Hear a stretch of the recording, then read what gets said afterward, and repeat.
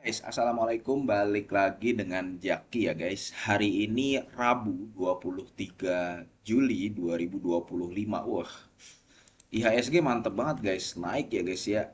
Eh, Naik lumayan. Sekarang udah 7.400. Dan gue yakin beberapa di antara lu pasti udah ada yang portofolionya mungkin yang tadinya minus, sekarang minusnya jadi tipis. Yang tadinya minus tipis, sekarang udah untung. Yang tadinya untung, untungnya jadi makin besar. Apalagi yang megang sahamnya Pak Pepe itu. Wah, banyak yang masih masih cuan luber-luber ya. Nah, sekarang aku mau bahas salah satu saham CPO atau saham sawit yang sebenarnya kalau kita lihat dalam beberapa waktu belakangan itu saham-saham sektor sawit udah naik tinggi guys. Kayak TAPG, ya ini TAPG gue suka banget sama saham ini ya. Kemudian CSRA, ya, kemudian ada PTPS, kemudian ada STAA, Astra Agro Lestari yang belakangan mondar-mandir di harga 5 ribuan, sekarang udah di harga 6.300 per lembar. Jadi udah banyak saham-saham sektor CPO kelapa sawit ini yang naik. Kenapa alasannya? Ya karena seperti yang pernah gua update di beberapa video YouTube belakangan, bahkan gue pernah bikin video khusus ya terkait industri CPO. Sekarang itu minyak ya kelapa sawit nggak cuma digunakan untuk produk kosmetik, nggak cuma digunakan untuk produk pangan, tapi digunakan untuk konsumsi otomotif biodiesel. Jadi, dan itu datanya naik terus. Kalau tidak diimbangi dengan produktivitas yang meningkat juga, maka akan ada over demand, terutama di dalam negeri. Dan kalau ada over demand di dalam negeri, ya ekspornya berkurang. Ketika ekspornya berkurang, ya sudah harga global biasanya akan naik. Biasanya seperti itu seharusnya ya. Nah sekarang ada salah satu saham, gue nggak bilang satu-satunya ya, tapi ada salah satu saham CPO yang belum naik, walaupun dia banyak kekurangannya ya. Kekurangannya dia nggak liquid ya. Ini kita mau bahas Semar ya, Sinarmas Agro. Dia nggak liquid ya, lu nggak bisa masuk besar dan mungkin keluarnya juga nggak bisa mudah. Kemudian dia juga secara efisiensi itu nggak bagus. Jadi Sinarmas ini salah satu perusahaan yang memang dia adalah grup konglomerasi besar, salah satu yang terbesar di dunia dalam hal perdagangan kelapa sawit. Sinarmas Agro Lestari, kalau kita lihat dari pendapatannya, dia sekarang sudah berada di angka 78 triliun. Itu di tahun 2024. Nah, tapi tadi gue bilang guys, banyak kekurangannya. Pertama, tidak liquid. Yang kedua, kalau dibandingkan dari perusahaan-perusahaan CPO atau kelapa sawit lainnya, Semar ini tidak efisien.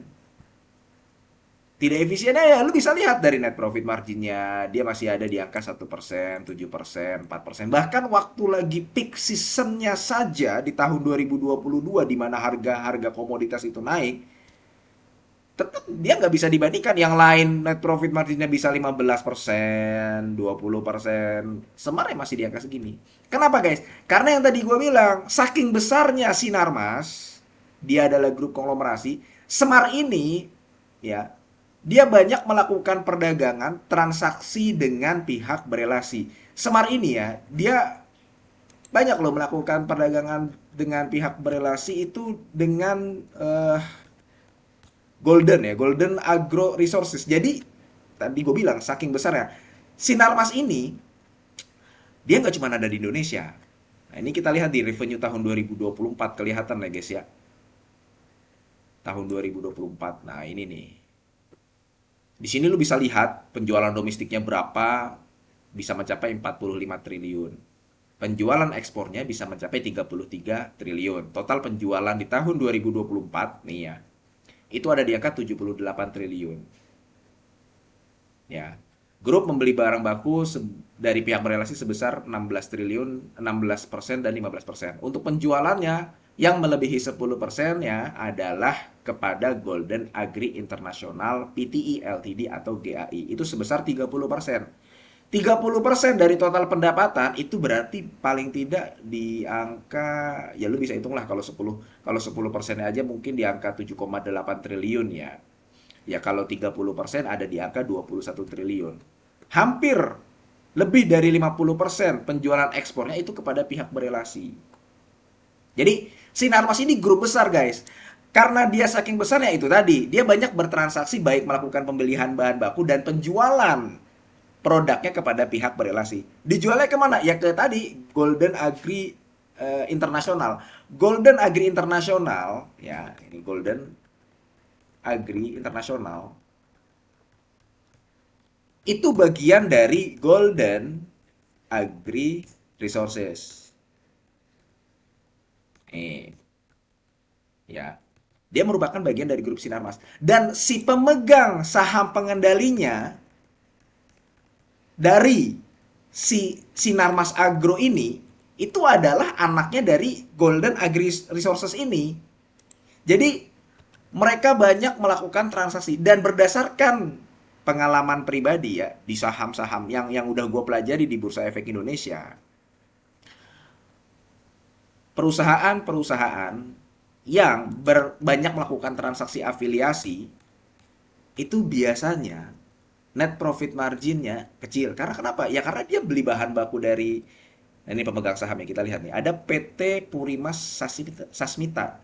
Pemegang saham dari Sinarmas Agro Resources ini, yang TBK di Indonesia, itu merupakan bagian dari Golden Agri Resources yang terdaftar di Bursa Efek Singapura. Gitu loh guys. Dan yang tadi gue bilang, berdasarkan pengalaman gue mempelajari perusahaan-perusahaan yang ada di Bursa Efek Indonesia, apabila perusahaan banyak ini ya nggak mayoritas memang ya, nggak sampai 80% atau 90%. Tapi apabila dia banyak melakukan transaksi afiliasi dengan sesama grupnya, itu biasanya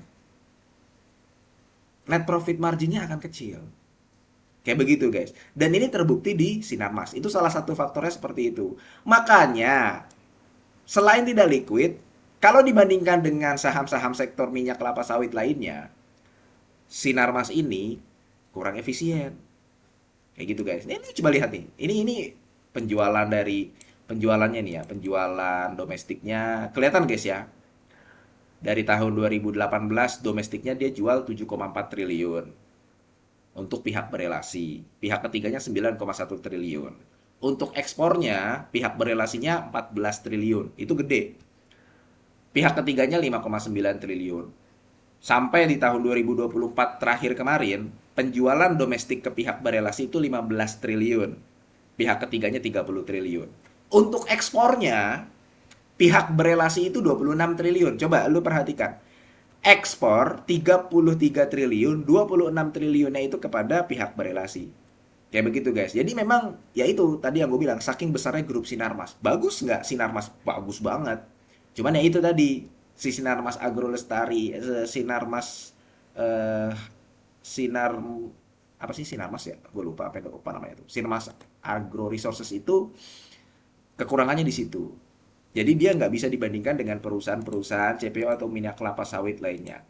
Cuman begini, tadi gue bilang, di saat banyak perusahaan CPO kelapa sawit itu banyak yang sudah naik, salah satunya Sinarmas ini masih berada di bawah. Kalau dilihat dari PBV-nya dia masih di angka 0, sekarang kalau di harga 3550 ya 0,51, terendah dalam 5 tahun terakhir bahkan. Nah, sekarang apakah ini menarik atau tidak? Tergantung. Dengan kondisi yang tadi gue sebutkan, ya, dan valuasinya ini yang murah, apakah lu menganggap bahwa oh valuasi murah ini merupakan kompensasi yang bisa diterima untuk gue membeli Sinarmas Agro Resources ini? Kalau misalkan memang seperti itu, nggak ada salahnya lu beli. Tapi kalau misalkan lu melihat efisiensi dari industri CPO, dilihat dari dia punya berapa hektar, dari dalam berapa hektar perkebunan kelapa sawitnya dia bisa menghasilkan laba berapa triliun, sedangkan si Sinarmas ini labanya kecil banget. Semar ini bukan pilihan utama kalau dibandingkan dari beberapa perusahaan-perusahaan CPO lainnya. Kayak gitu guys. Oke, mudah-mudahan video ini bermanfaat ya, dan semoga lu sehat selalu sehingga kita bisa bertemu kembali di video-video selanjutnya. Gua akhiri, wassalamualaikum warahmatullahi wabarakatuh.